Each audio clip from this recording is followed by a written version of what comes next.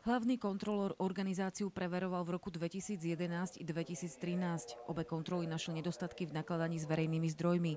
Najzávažnejším bola záloha 200 000 korún z rozpočtu organizácie ako záloha nákupu autobusu uložených na 2 roky na súkromnom účte a vyplatenie honoráru 2500 eur neoprávnene pre samotného riaditeľa. On ako riaditeľ si nemôže vyplácať odmeny. Po oboch kontrolách sa peniaze na účet organizácie vrátili, ale tá ďalej nepokračovala v nariadeniach kontrolóra a neprijala opatrenia, aby sa takéto prehmaty neopakovali. On opatrenia neprijal a tým pádom porušil zákon 502 o finančnej kontrole, ktorý jasne hovorí, že pri nedostatkoch je právnická osoba, respektíve zamestnanci povinní prijať opatrenia.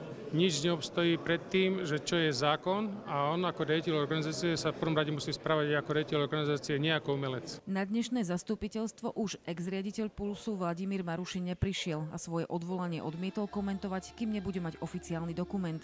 Tvrdí, že sa o svojom odvolávaní dozvedel len z internetu. O funkciu prišiel pred 60. výročím Pulsu, ktoré si pripomenú budúci rok. V tejto chvíli rusínska kultúra nie je ohrozená, ale sú otázniky, kto bude jeho nástupca. PSK spravuje 130 organizácií a doteraz všetky po náleze nedostatkov hlavným kontrolórom urobili opatrenia a následnú nápravu. Prípad Pulsu je za 13 rokov existencie útvaru hlavného kontrolóra prvým, kde boli nerešpektované jeho pokyny. Puls bude zatiaľ riadiť poverená osoba a kraj na uvoľnené miesto vyhlási výberové konanie. Diana Murdziková, RTVS.